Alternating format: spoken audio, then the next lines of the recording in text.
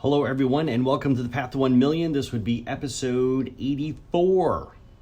The other day I read an article about the odd things that people do.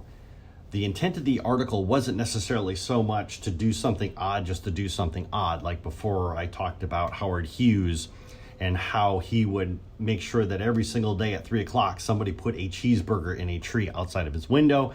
I'm not talking about an oddity like that. I'm talking about something odd that you do that nobody else does to help you to improve or be a better person or to make your business better or anything else.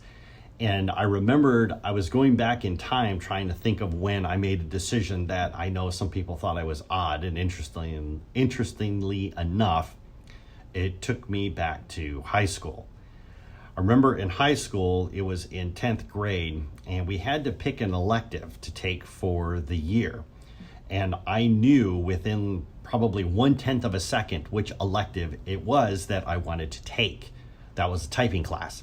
Now remember, this was back in the mid 80s at that time, and I had spent probably the first, maybe not the first, but a few years prior to that, every single Saturday and Sunday, I was in front of my Commodore 64 doing BASIC. I was teaching myself programming. I wasn't watching cartoons or anything else like that. I had my Commodore 64 all set up. It was connected to the television set because there were no monitors, but it was connected to the television set, and I was teaching myself programming.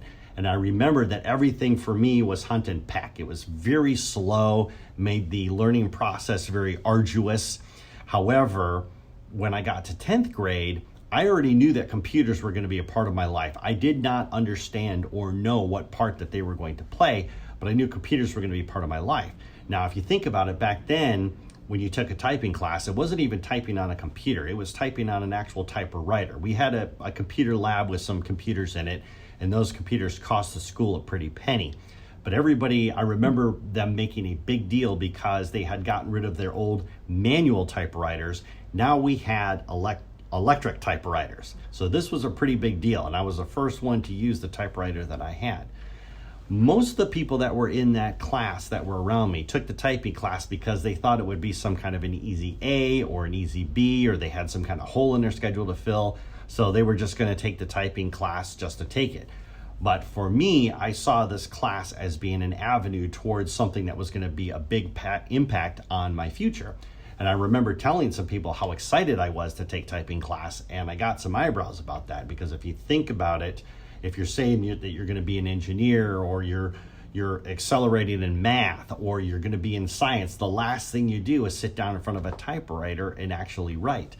Now, at this point in time, I wasn't thinking about being a writer. I wasn't thinking about expanding my typing skills just to write a better story. It was because I wanted to be a better programmer.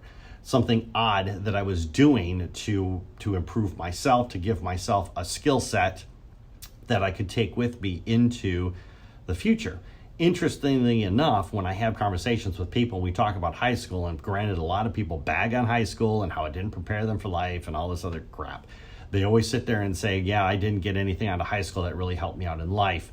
And I always smile, because typing is that one class that I took in high school that I use every single day of my life, even if it's on my phone or if it's on an iPad, whatever computer that I might be using. But every single day I'm typing, every single day I'm writing something. And those typing skills that I learned back then have really had an impact on what it is and how it is that I approach basically everything, from writing scopes of work, to writing statements of work, to writing proposals, to writing my Facebook post, to doing these videos. Everything I do involves some level of writing, some level of storytelling in my head. And that way I can actually, when I type now, it's all about, I don't even think about the individual letters, I think about the words, right? So this has become a real skill that I've used every single day. The one thing that I incorporated a few years ago that people think is really odd, and I do get some strange looks from this, is the fact that I am awake every single day at 3 o'clock in the morning. Not because I can't sleep, not because I'm some sicko or anything else like that.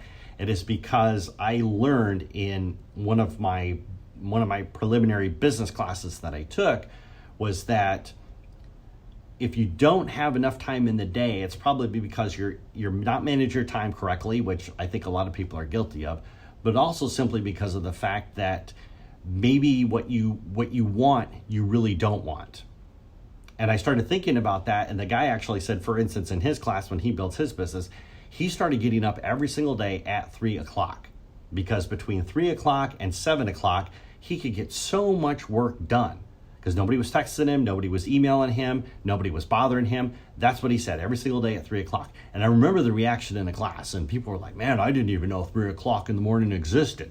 For most people, they don't even know about 3 o'clock in the morning unless they've been drinking all night long, and it's 3 o'clock in the morning and they're still awake. But I remember when he said that in class, something in there like really struck me. Because I remember that, at that specific point in time, I would roll out of bed about 6 or 7 in the morning. By the time I ate and got breakfast and got showered, I would have a whole host of text messages. My inbox would be filled with emails from people asking me single questions. And it always felt like I started my day in a reactionary mode. Like I was responding to problems rather than being assertive, rather than moving the ball forward myself.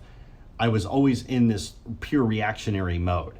I didn't have a chance to be aggressive and to get what I wanted to get done. So I thought to myself, you know what? I'm going to do this as an experiment for 30 days. Let's see what happens. So I started setting my alarm for 3 o'clock in the morning. And wouldn't you know it, it has become an integral part of my life. The only time I actually feel a little bit funny about it, and I admit this is totally true, when I come back to Michigan. Of course, there's a 3-hour difference in there.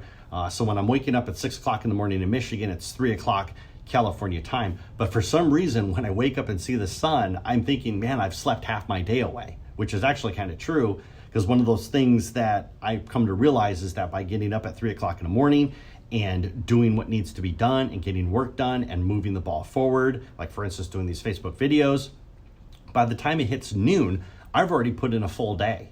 I mean, I could literally knock off at 12:30, 1 o'clock if I wanted to, and just take the rest of the day, the next 7 or 8 hours, and do whatever I want to do. But that is not why I'm doing this. When I'm doing this is because I want to accomplish more, and I want to do more, and I want to be more. That takes effort, that takes time, that takes commitment. So for me to be able to get done what needs to get done, I basically take up the whole day. And that to me makes it feel like, even like the days where I sit there and say to myself, God, it feels like I didn't accomplish anything today. I know I have, because all I have to do is just point to those first 4 hours of the morning and say, look at all the stuff that you did get done, right? And I know for a lot of people, when I tell them that I get up at 3 o'clock in the morning, I get some really bizarre reactions from them. They just think that's the weirdest thing on the planet. There's no way that I could do it. Well, the one thing I remember hearing over and over and over again, whenever I took these business classes, whenever I had mentors, whenever I've had people, they always say the same thing. Just remember something, Cliff. While you're sleeping, somebody else is grinding. And I wanted that somebody else to be me. Anyways, that's all I have for today. I hope you guys have a wonderful Saturday. It's supposed to be absolutely beautiful here in Southern California today, but every day, I guess, is beautiful in Southern California. Anyways, I will talk to you guys again tomorrow with another story. Thank you, Sherry. Thank you, Richard, for watching. Hope all is going well. And I will talk to you guys again tomorrow. I'll see you then.